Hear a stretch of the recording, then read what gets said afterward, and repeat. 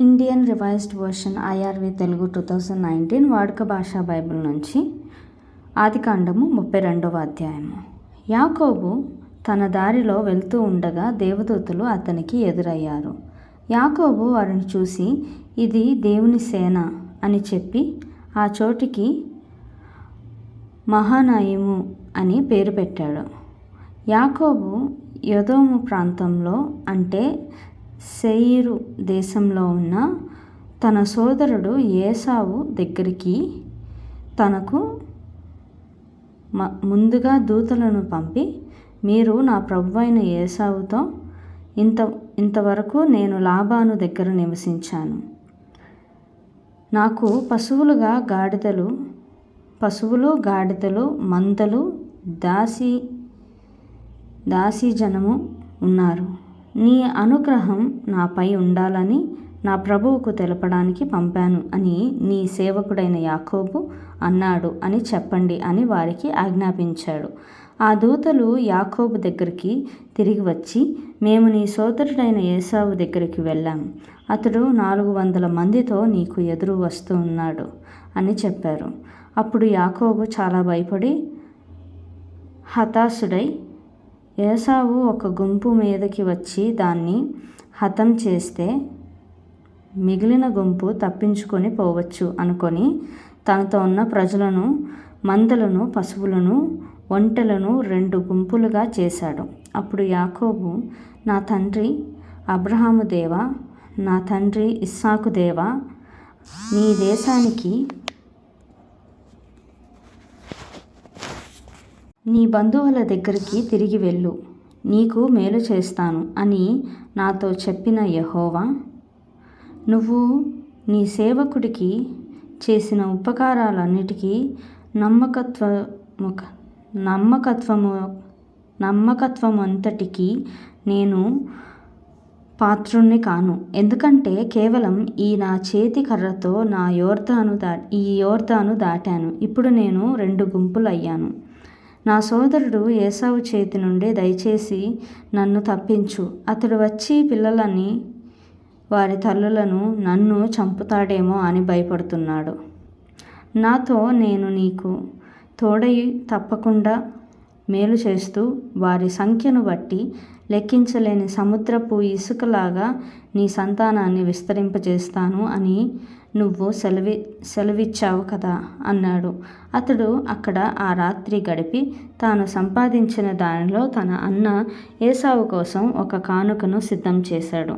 అతడు 200 మేకలు, 20 మేకపోతులు, 200 గొర్రెలు, 20 పొటేళ్ళు, 30 పాడి ఒంటెలు, వారి పిల్లలు, 40 ఆవులు, 10 ఆంబోతులు, 20 ఆడగాడిదలు, 10 గాడిద పిల్లలు తీసుకు మందను వేరువేరుగా ఉంచాడు. వాటిని అతడు తన దాసులకు అప్పగించి, మీరు మందకు మధ్య ఖాళీ ఉంచి నాకంటే ముందుగా నడవండి అని వారితో చెప్పాడు. వారిలో మొదటివాడితో, నా సోదరుడు ఏశావు నీకు ఎదురుగా వచ్చి, నువ్వెవరివి, ఎక్కడ వెళ్తున్నావు, నీ ముందు ఉన్నవి ఎవరివి అని నిన్ను అడిగితే, నువ్వు ఇవి నీ సేవకుడైన యాకోబువి, ఇది నా ప్రభువైన ఏశావు కోసం అతడు పంపిన కానుక, అదిగో అతడు మా వెనుక వస్తున్నాడు అని చెప్పు అని ఆజ్ఞాపించాడు.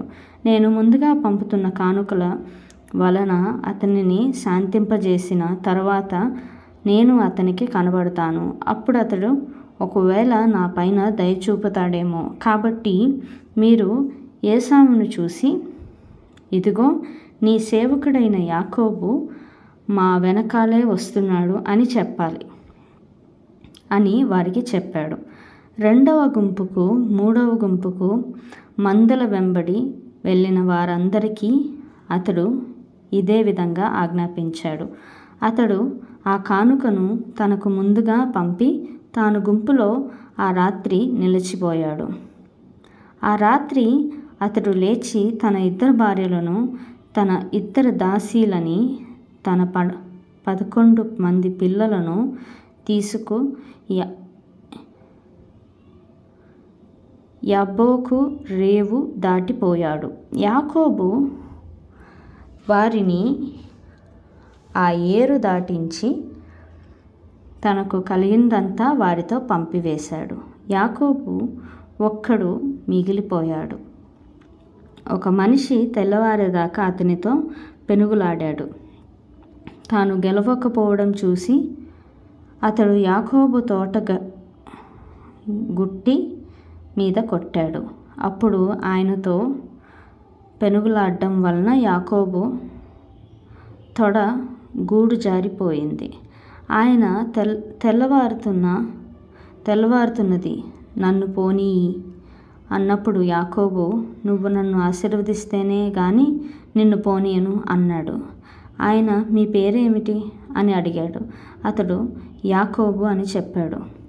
అప్పుడు ఆయన, నువ్వు దేవునితో మనుషులతో పోరాడి గెలిచావు కాబట్టి ఇక ముందు నీ పేరు ఇశ్రాయేలు, యాకోబు కాదు అని చెప్పాడు. అప్పుడు యాకోబు, దయచేసి నీ పేరు చెప్పు అన్నాడు. అందుకు ఆయన, నా పేరు ఎందుకు అడుగుతావు అని చెప్పి అక్కడ అతన్ని ఆశీర్వదించాడు. యాకోబు, నేను ముఖాముఖిగా దేవుణ్ణి చూశాను, అయినా నా ప్రాణం నిలిచింది అని ఆ స్థలానికి పెనూయేలు అని పేరు పెట్టాడు. అతడు పెనూయేలు నుండి బయలుదేరినప్పుడు సూర్యోదయం అయ్యింది. అతడు తొడ కుంటుతూ నడిచాడు. ఆయన యాకోబు తొడగూటి మీద తుంటి నరంపై కొట్టి గూడు పసిలేలా చేశాడు. కాబట్టి ఈనాటి వరకు ఇశ్రాయేలు తొడగూటి మీద ఉన్న తుంటి నరాన్ని తినరు.